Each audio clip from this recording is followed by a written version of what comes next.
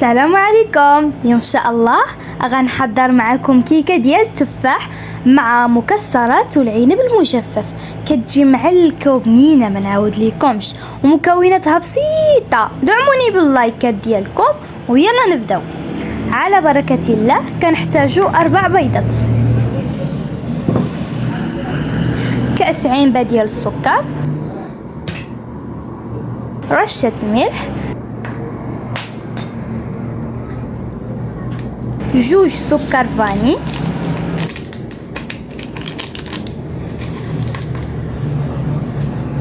كنخلطوا المكونات مزيان، كأس زيت، ونخلطوا مرة أخرى.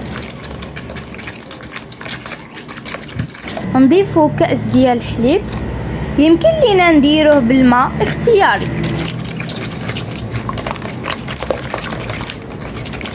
شويه قشور ليمون،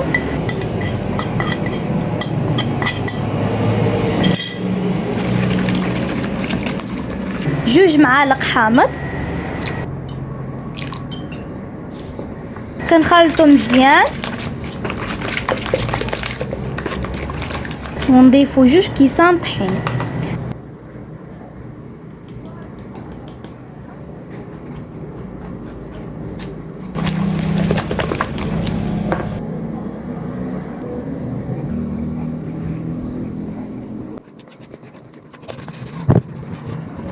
جوج خمارات،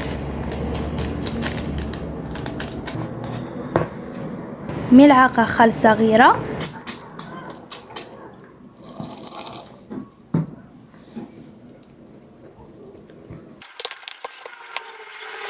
نقطع التفاح شرائح بهذا الشكل.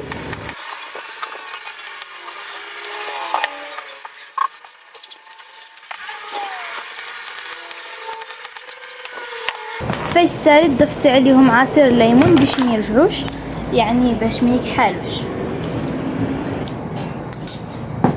نضيفوا عليهم واحد السكر فاني،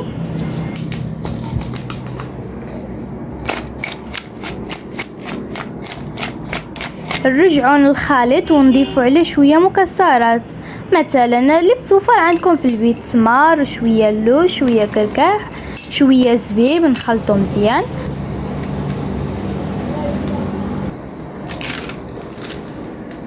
ونكبوا الخليط ديالنا في الاناء.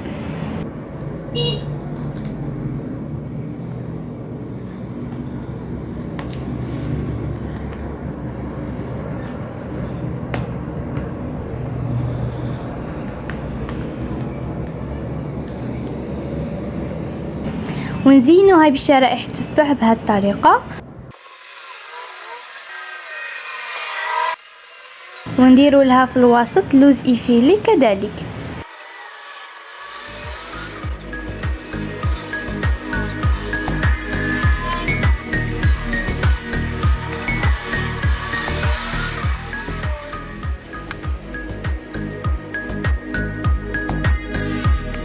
كان هذا هو الشكل النهائي.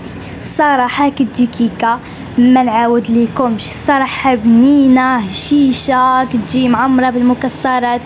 المهم وصلنا للنهايه ديال الفيديو، كنتمنى يعجبكم المقطع والسلام عليكم.